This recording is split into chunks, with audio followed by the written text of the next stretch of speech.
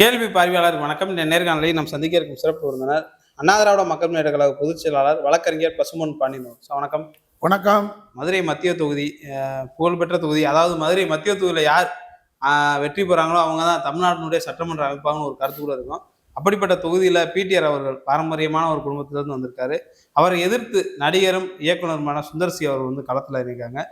சுந்தர்சி, குஷ்பு அவர்கள் கூட பிடிஆரை வந்து பல முறை வந்து பல்வேறு வகையில் வந்து தாக்குறாங்க. பிடிஆர் தானே அவர் என்ன எம்ஜிஆர்ன்ற கேள்வி கூட தற்போது கூட எழும்ப தொடங்கி இருக்கிறது. எப்படி சார் பாக்குறீங்க? நீங்க சொன்ன மாதிரி மதுரை மத்திய தொகுதி என்பது யார் அங்கே வெற்றி பெறுகிறாரோ, கூட்டணி கட்சியா இருந்தாலும் சரி, அந்த கட்சியா இருந்தாலும் சரி, தமிழகத்தில் ஆட்சி அதிகாரத்துக்கு வரும் என்பதற்கு மத்திய தொகுதியுடைய முடிவு எப்பொழுதுமே ஒரு தீர்மானமான முடிவாகும், தீர்மானிக்கின்ற முடிவாகும். தமிழ்நாட்டிற்கு அரசியல் தலைநகரம் என்று சொன்னால் மதுரை தான். தமிழ்நாட்டுக்கு தலைநகர் சென்னையா இருக்கலாம், அரசியலுக்கு தலைநகர் மதுரை தான். மதுரை எடுக்கிற முடிவு தான் நாடு எடுக்கிற முடிவு. அதுல மத்திய தொகுதி உண்டு. பிடிஆர் பழனிவேல் தியாகராஜன் அவர்கள் 2 முறை அங்கே வெற்றி பெற்றிருக்கிறார். அவருடைய தந்தையார் பண்பாளர் பழனிவேல் ராஜன் அவர்கள் 1 முறை வெற்றி பெற்று அமைச்சராக பொறுப்பேற்றார். அவர் 1 முறை மத்திய தொகுதியில் தோல்வியும் அடைந்திருக்கிறார். அதெல்லாம் பழைய வரலாறு, பல நெடுமாறல். சுயேட்சை என்று பழனிவேல் ராஜன் தேனியில் 1971 வெற்றி பெற்றார். ஆனால் திமுக சொன்ன உதயசூரியன் இதெல்லாம் வரலாறு. ஏன் சொல்லுன்னு கேட்டால், வரலாறு தெரியாதவன் தான் இன்னைக்கு உள்ள பேர் கரை வேஷ்டி கட்டினா போதும், செல்ஃபி எடுத்தா போதும், நான் பெரிய தலைவர்னு அலைகிறாங்க. வரலாறு போட்டாலாம் தலைவர்னு அலைகிறாங்க. தியாகத்தின் பின்னாடி இருக்கணும் வரலாறு. 2வது பாளையம் ஹவுஸ் அப்படின்றது மதுரையில் வந்து அனைவருக்கும் ஒரு எப்பொழுதும் அவங்க வீட்டில் அந்த கேட் வந்து திறந்த மணிதான் இருக்கும். நேற்றுக்கு தவறான முறையில் அந்த இயக்குனராக அவர் யாரு சுந்தர்சி அவர் பேசியிருக்கிறாரு. அங்கே எப்பயுமே கேட்டு பூட்டி இருக்கும், நாய் ஏவி விடும். நாய் அங்கே கிடையாது. ஏன்னா நான் அவர் பழனிவேல் ராஜனோடு ஒரு 10 ஆண்டுகள் நெருங்கி பழகியவன். அந்த பங்களாவில் ஒருவனாக இருந்தவன். என் மேலே அவ்வளோ மதிப்பு வச்சிருப்பாங்க. அரசியல் ரீதியான தொடர்பு தான், கொள்கை ரீதியான தொடர்பு தான். நான் 1986 தேசிய பாதுகாப்பு கைது செய்யப்பட்ட போது என்னை அந்த வழக்கிலிருந்து விடுதலை செய்வதற்கு முழு முயற்சியாக நின்றது நம்முடைய நன்றியோடு சொல்லணும்னா பழனிவேல் ராஜன் தான். அந்த அளவுக்கு அவங்களோட நான் நெருக்கம், அந்த குடும்பத்தோடு நெருக்கமானவை. இப்போ அவர் பழனிவேல் தியாகராஜனுக்கு அவ்வளோ நெருக்கம் இல்லை, அறிமுகம் உண்டு. நான் ஏற்றத்தாழ்வு இல்லாமல் பேசுகிறேன். 234 தொகுதியிலேயே வாக்காளர்களுக்கு எந்த விதமான கையூட்டும் கொடுக்காமல் வெற்றி பெறுகிற ஒரே தொகுதி மதுரை மத்திய தொகுதி பழனிவேல் தியாகராஜன் தொகுதி தான். அப்புறம் நீங்க கேள்வி மேல கேள்வி நீங்க கேட்கக்கூடாது. எடப்பாடி தொகுதி என்ன, அந்த தொகுதி என்ன, எல்லா தொகுதியிலும் பணம் உண்டு. 233 தொகுதியிலும் கையூட்டு கொடுக்கப்படுகிறது. யார் தனியா பிரிச்சு சொல்லவில்லை. 233 தொகுதியிலும் கொடுக்குறாங்க. தைரியமா சொல்றேன், 234வது தொகுதியா ஒரு தொகுதி எடுத்துக்கிட்டா மத்திய தொகுதி பழனிவேல் தியாகராஜன் தொகுதியில மத்திய தொகுதியில் மட்டும்தான் கையூட்டு வாக்காளர்களுக்கு கொடுக்காமல், திமுக தொண்டர்களுக்கு மிதமிஞ்சி பணம் கொடுக்காம, பூத்து செலவுக்கு மட்டும், அன்றாட டீ செலவுக்கு மட்டும் கொடுத்து தேர்தலில் வெற்றி பெறுகின்ற ஒரு பெருமை நம்முடைய பழனிவேல் தியாகராஜனுக்கு உண்டு. அதுக்கு என்ன காரணம்னு கேட்டா, அவங்க குடும்பத்துக்கு ஒரு மரியாதை. எந்த விதமான லஞ்சம் லாவணியத்துக்கு அப்பாற்பட்ட மனிதன். பார்த்தா தலக்கணமா இருக்கிற மாதிரி இருக்கும். அவர் எதுக்கு தலக்கணமா இருக்கணும்? இருக்க மாட்டாங்க. அவங்க குடும்பம் அப்படி. ஒரு வெளிநாட்டில் படிச்சு வந்தவர், ஆனாலும் மக்களோட மக்களாக இங்கே ஒன்றில் தான் கான்ட்ராக்டு கமிஷன் வாங்காமல் 10% 20% ஆயிடுச்சு. இப்போ 30% போயிடுச்சு. எந்த வேலை பார்த்தாலும் தமிழ்நாட்டில் எந்த தொகுதி அதையும் சொல்றேன் 233 தொகுதியா கமிஷன் இல்லாம கான்ட்ராக்டுக்கார வேலை பார்க்குற ஒரே தொகுதி மத்திய தொகுதி பல்வேறு தியாகராஜ் தொகுதி தான். இதெல்லாம் நிதர்சனமான உண்மை.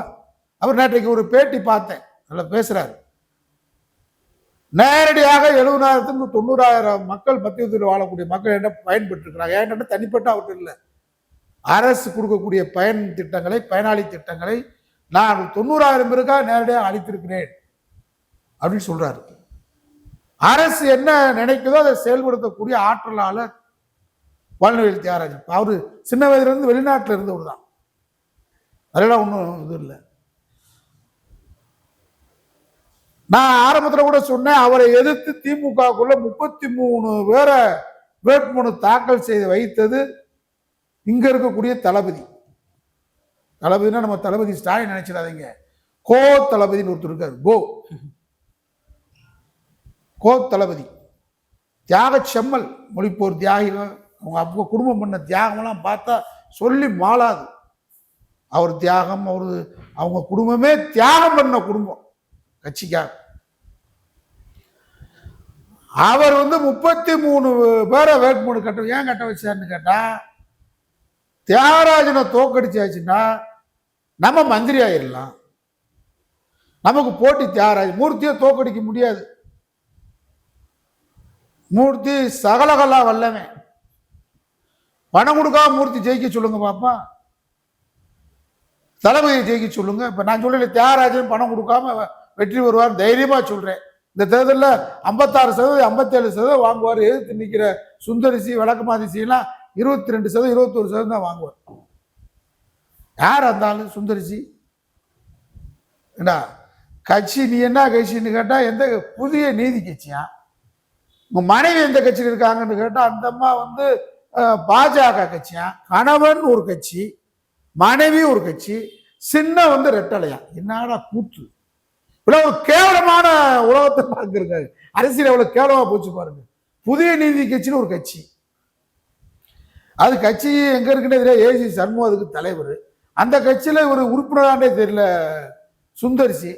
கேட்டா ஒரு ஜாதி பேரை சொல்லி நாங்களாம் நிக்கிறோம் அப்படின்னு வர்றாரு. மதுரை எல்லை தெரியுமா சுந்தரிசிக்கு? மத்திய தொகுதி எல்லை தெரியுமா? எந்த எல்லை டு எந்த எல்லையில இருந்து தொகுதி இருக்குன்னு தெரியுமா? ஒரு நிக்கலாம், வரலாம், போகலாம். கடுமையான விமர்சனங்கள் எதுக்குன்னு கேட்கிறேன். தனிநபர் விமர்சனம் தேர்தல் களத்தில் தேவையில்லை. ஏன் மனைவி பாம்பேக்காரங்க, அவங்க மனைவி வெளிநாட்டுக்காரங்க தான், அவர் இல்லைன்னு மறுக்கலையே. நாங்க தனிநபர் விமர்சனத்துக்கு போனா நல்லா இருக்குமா? முதல் கட்சி இது ஒரு கட்சியா? மனைவி பிஜேபி, நீ புதிய நீதி கட்சின்னு சொல்ற.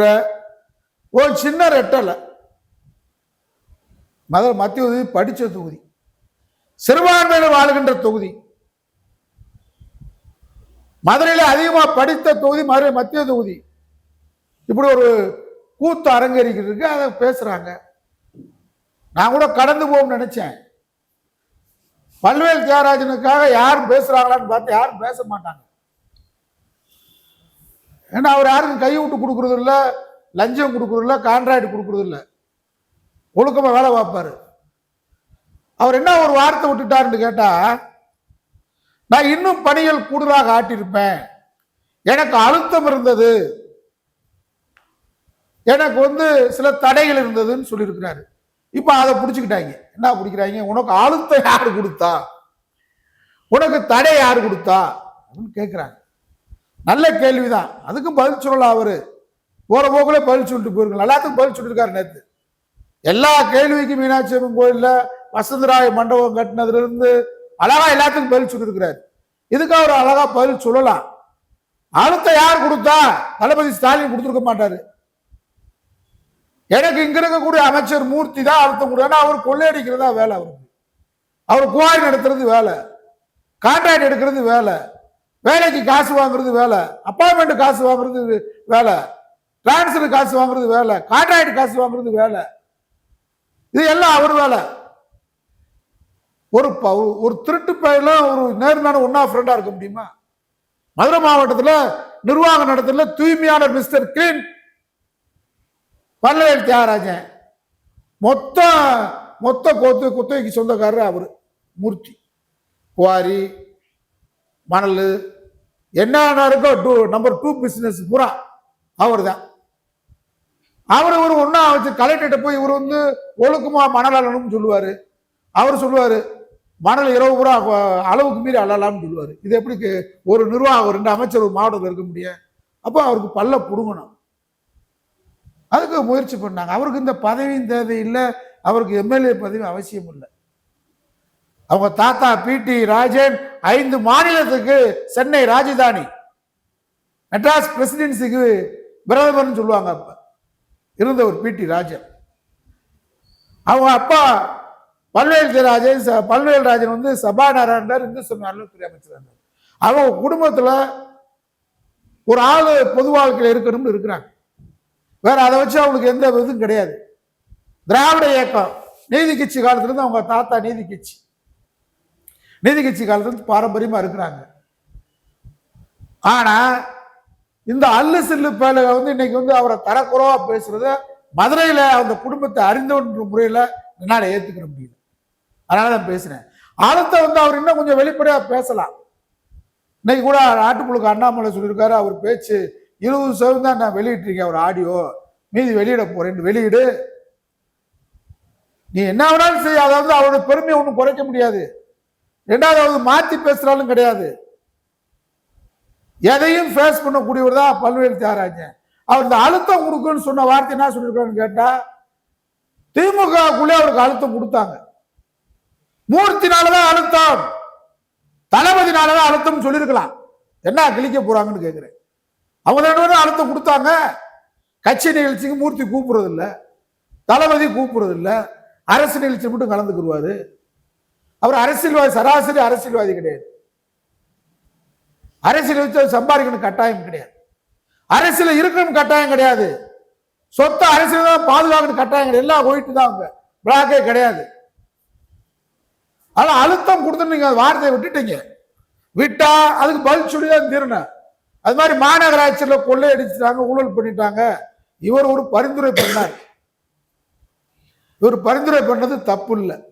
சாதாரண சாமானியமான, இன்னும் சொல்லணும்னா ஒரு பிரபலை கலர் சமூகத்தில் பிறந்து ஒரு பெண்ணு மேயராக கொடுக்கணும்னு சொல்லி நல்ல எண்ணத்தோட தான், ஒரு நல்ல சிந்தனையில தான் மிக மிக பின்தங்கிய சமூகம் இந்த பிரபலை கலர் சமூகம். அதுல ஒரு பெண் மேயராக கொண்டு வர நல்ல எண்ணம் தானே, உயர்ந்த எண்ணம் தானே. அதை தக்க வச்சுக்கிறாது அவங்க தப்பு தான். உங்களை ஒரு ஆளை பத்தி நிர்ணயிக்க முடியாது. இன்னும் மனிதனை நிர்ணயிக்க முடியாம தானே வாழ்ந்துகிட்டு இருக்கான். பால்ல கூட எவ்வளவு தண்ணி கலந்துருக்கான்னு சொல்லி பால் மாடியை வச்சு அளந்துடலாம். தண்ணி எவ்வளவு கலந்துருக்கான் பால்ல இருந்து. மனிதன் தானே இடம் போட முடியல. நல்லவனா கெட்டவனா என்று இடம் போட முடியல. அவர் நல்ல நோக்கத்தை செஞ்சாரு.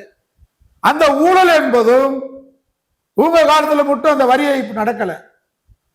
தொடர்ந்து அதுக்கு முன்னாடி மேயரா இருந்த ராஜன் செல்லப்பா காலத்திலிருந்து இந்த வரி ஏய்ப்பு இருக்கு. இதுல மூர்த்திக்கும் பங்கு உண்டு, தளபதிக்கும் பங்கு உண்டு, முன்னாடி இருந்த அமைச்சர்கள், முன்னாடி இருந்த மேயர், அதிகாரிகள் எல்லாருக்கும் கூட்டு பங்கு உண்டு. இவரை கெட்டவராக்கிட்டாங்க.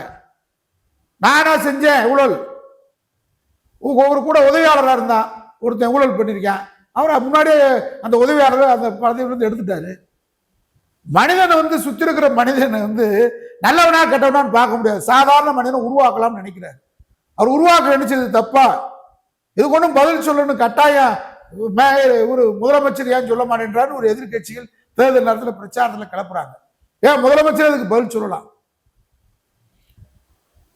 ஊழல் வழக்கில் தண்டிக்கப்படலையா? முதலமைச்சர் அம்மா தண்டிக்கப்படலையா? சின்னம்மா தண்டிக்கப்படலையா? அக்கா கட்சி எல்லாம் போச்சா? பழிவாங்க நோக்கத்துக்காக கூட ஊழல் வழக்கு போட்டிருக்கலாம். அம்மா மேல போட்டாங்கன்னு சொல்றாங்க. அது மாதிரி இவங்க மேல அந்த மேயர் மேல சொன்னதை சொல்லிட்டு போயிருக்கலாம். இந்த 2 தான் அவர் மேல சொல்றாங்க.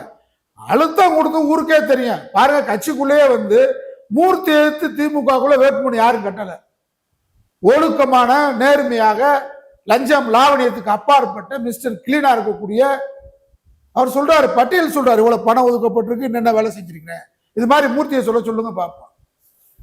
பல ஊர்ல ரோட காணான்றான். ரோடே இல்ல, வரிய பணத்தை எடுத்துட்டாங்க, கிணத்த காணாண்டு வடிவேலு சொன்னது மாதிரி இருக்கு. தளபதி தொகுதியில் என்ன இருக்கு? தலை விதிரான் இருக்கேன் மக்கள். அங்க சிறுபான்மை மக்கள் ஓட்டு போட போறேன். நாங்களா கலைஞர் நூலகம்லாம் கட்டி கொடுத்துருக்கோன்னு ஒரு வார்த்தை சொல்லிட்டு இருக்காரு சார். கலைஞர் நூலகம்லாம் என் தொகுதிக்கு உட்பட்டது. கலைஞர் நூலகரா கட்டினாரு. அதனால எங்க தலையெழுத்துறான்னு சொல்லி அலைஞ்சிக்கிட்டு இருக்கேன். மக்கள் தலையெழுத்துல நமக்குள்ள நம்பிக்கை இல்லை.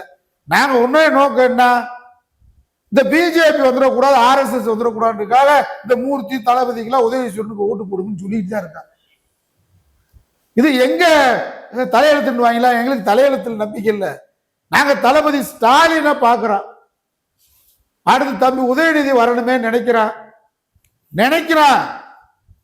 ஆனா இவங்க போற போக்கு இப்படி இருக்கு. மத்திய தொகுதியை பொறுத்தளவுல என்ன குஷ்பு வந்தாலும் சரி, குஷ்பு இட்லி, குஷ்பு கோயில், குஷ்பு சட்னி, பணியாரம் எதை வித்தாலும் சரி, சுந்தரிசிலாம் அளவுக்கு அதிகமா பேசாங்க. பெரிய குடும்பம், ஒரு பண்பான குடும்பம். உனக்கு ஒரு வாய்ப்பு கிடைச்சிருக்கு. எனக்கு தெரிஞ்சு 100 கோடி ரூபாய் நன்கொடை கொடுத்துதான் ஏவி சண்முகம் எடப்பாடி கொடுத்து சீட்டு வாங்கிருக்கீங்க. நீ என்ன தலைகள் தான் நின்றாலும் சரி, தலைகள் தான் பிறண்டாலும் சரி, கோடம்பாக்கமே சினிமா நட்சத்திரம் பூரா வந்து இறக்கி விட்டாலும் சரி, நீ எத்தனை திரைப்படத்தை இயக்கி இருந்தாலும் சரி, மதுரையில் மாபெரும் தோல்வியை மத்திய தொகுதியில சந்திப்பாரு சுந்தரிசி. அதனால அளவோட பேசுங்க, நாகரிகமா பேசணும். தேர்தல் களத்துல வந்து அநாகரிகமா பேசக்கூடாது. பாருங்க, திண்டுக்கல்ல சீனிவாசன் அவர் செந்தில் தம்பி IPS அவரு வந்து தனி விமர்சனங்களுக்கு போயிட்டாங்க. தேர்தல் களத்துல எதுக்கு தனி விமர்சனம்? கொள்ளையடிச்சு வீட்டுக்கு கொண்டு போறாருதான் தனியா கோபமா சண்டை போடணும். இப்ப பல்வேறு தியாகராஜன் பக்குவமா பதில் சொல்றாரு. ஒவ்வொன்னா விழாவாரி எடுத்து சொல்றாரு. சுந்தரிசிக்கு கோவம் வருது, குஷ்பு அக்காவுக்கு கோவம் வருது. எதுக்கு உங்களுக்கு எல்லாம் கோவம் வருது? பொது வாழ்க்கையில நீங்க என்ன பெரிய தியாகம் பண்ணிட்டீங்க? அதனால பல்வேறு தியாகராஜனுக்கு தடுத்த சக்தி, அவரை கெடுக்கிற சக்தி திமுகக்குள்ளதான். வெளியிருந்து அவருக்கு எதிரி இல்ல. திமுகவுக்குள்ள அவர் எதிரி, துரோகி எல்லாம் உண்டு. எத்தனை எதிரி திமுகக்குள்ள இருந்தாலும் சரி, துரோகி இருந்தாலும் சரி, பல்வேறு தியாகராஜன் வெற்றியை யாராலும் தடுக்க முடியாது. நன்றி சார். நன்றி.